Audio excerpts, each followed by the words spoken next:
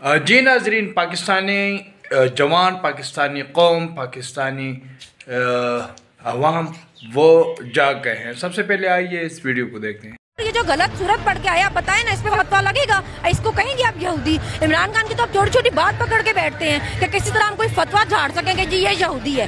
حالانکہ یہ شرم والی بات ہے، اس نے کسی غیر مسلم کو مسلمان کر کے شادی کی تھی، اس بات پہ فخر ہونا چاہیے تھا، اس بات پہ اس کو اپریشیٹ کیا جانا چاہیے تھا کہ اس نے کسی کو مسلمان کیا۔ آپ کو بتانا چاہیے تھا اس عورت کو کہ ہمارا مذہب کتنا خوبصورت مذہب ہے۔ آپ نے اس کو اتنا تنگ کیا کہ اس کو اپنے بچے، اپنا میاں یہاں ملک چھوڑ کے جانا پڑا۔ بچے اس کے اپنے باپ کے بغیر رہ رہے ہیں کیونکہ آپ نے اس کو اپنی اصلیت دکھائی کہ ہم اتنے گندے لوگ ہیں، اور اس ایک بات پہ آپ اس کو استعمال کر کے اپنے سیاسی فائدے کے لیے اس کو آج تک یہودی کہتے آ رہے ہیں۔ یہ ہر چیز میں ایسے ہیں۔ آپ فرانس سے تعلقات بن رہے ہیں، کسی کو مذہب یاد نہیں آ رہا۔ اسرائیل سے تعلقات کے لیے وفد بھیجے جا رہے ہیں، کوئی نہیں جاگ رہا۔ یہ امینڈمنٹ ہو رہی ہے جی ٹرانسجینڈر پہ، ٹرانسجینڈر کے لیے ہو رہی ہے، پھر تو ٹھیک ہے نا، ان کے رائٹ ہیں، ان کے بھی رائٹ ہیں، مگر اگر کوئی بندہ کہے مجھے عورت بننا ہے، عورت کے مجھے بندہ بننا ہے، تو یہ تو نہیں نا، ہمارا کلچر تو نہیں نا یہ ہے، تو آپ اس پہ بھی کوئی نہیں بول رہا۔ انڈیا سے آپ کو تعلقات کھولنے یاد آ گئے۔ ان کا مسئلہ یہ ہے کہ جب خان صاحب ریاست مدینہ کی بات کرتے ہیں ان کو بڑی آنکھ لگتی ہے، یہ کہتے ہیں جی اسلامی ٹچ دی ہے۔ ان کے سپورٹر ایسے ہیں، آپ نے دوپٹہ نہیں لیا ہوگا تو قیامت آ جائے گی، ان کو لگے گا یہ اتنا بڑا گناہ کیا ہوا اس نے دوپٹہ نہیں لیا ہوا۔ ان کے لیے جال سازی، چوری یہ جرم ہی نہیں ہے۔ ان کی بیوی سر پہ دوپٹہ لپیٹ کے پورا ملک بیچ کے کھا گئی اپنے رشتہ داروں کے ساتھ مل کے، مگر وہ فائن ہے، اس پہ آرام سے کہہ دیتے ہیں جی چوری کی، چکاری کی تو کیا ہوا، لگا بھی دیا ہم پہ۔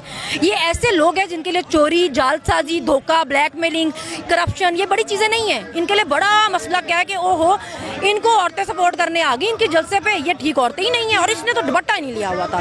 اور بھائی جو تمہاری بیوی ہر جگہ جاتی ہے، جو اسٹیجوں پہ چڑھ کے لو یو بولتی پھرتی ہے، وہ عورت ہی ہے۔ حرکتیں اس کی عورتوں والی نہیں ہے، مگر وہ عورت ہی ہے نا۔ آپ اس کو کیوں ہر جگہ، اس کے باپ اور بھائی مفرور ہے، اس عورت کو آگے کر کے کیوں جاتی ہے؟ وہ ہر جگہ عورت نہیں ہے، اس کو گھر بیٹھو۔ وہ عورت جائے جلسے کرے، اسٹیج پہ چڑھ کے لو یو بولے تو خیر ہے، دوسروں کی عورتوں کو بھی آپ سارے کو باتیں کر دیتے ہیں کہ یہ صحیح گھروں کی ہی نہیں ہے۔ اتنی آپ کی جرت ہو گئی ہے، اور ان کو تو شرم آنی چاہیے یو ٹرن کی بات کرتے ہوئے۔ جو جلسوں پہ کھڑے ہو کے مریم نوازی فرماتی تھی نا کہ عمران خان کو ووٹ نہ دینا، عمران کو ووٹ دیا تو زرداری کو ووٹ ہے، زرداری عمران بھائی بھائی۔ تو ابھی زرداری کس کا ابو ہے؟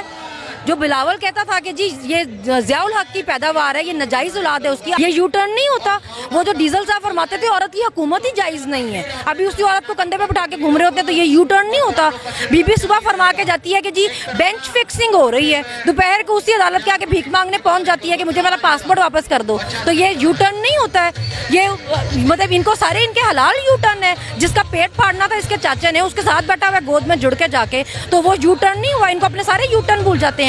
زرداری صاحب نے فرمایا تھا نا کاف لیگ قاتل لیگ ہے، ساری رات سجاد چودھری کے پیر پکڑ کے بیٹھا رہا، یو ٹرن نہیں ہوتا۔ یہ ان کو اپنی شرم نہیں آتی اس طرح کی باتیں کرتے ہوئے؟ یو ٹرن ہے یا کون سا ٹرن ہے؟ جی ناظرین، اس لڑکی کی باتیں آپ نے سن لی، اور آپ نے اندازہ لگایا ہوگا کہ پاکستانی جوان کتنے باشعور ہو گئے ہیں، ان کو ہر چیز کا پتہ لگ گیا ہے۔ اب ان کو دھوکہ دینا وہ آسان کام نہیں۔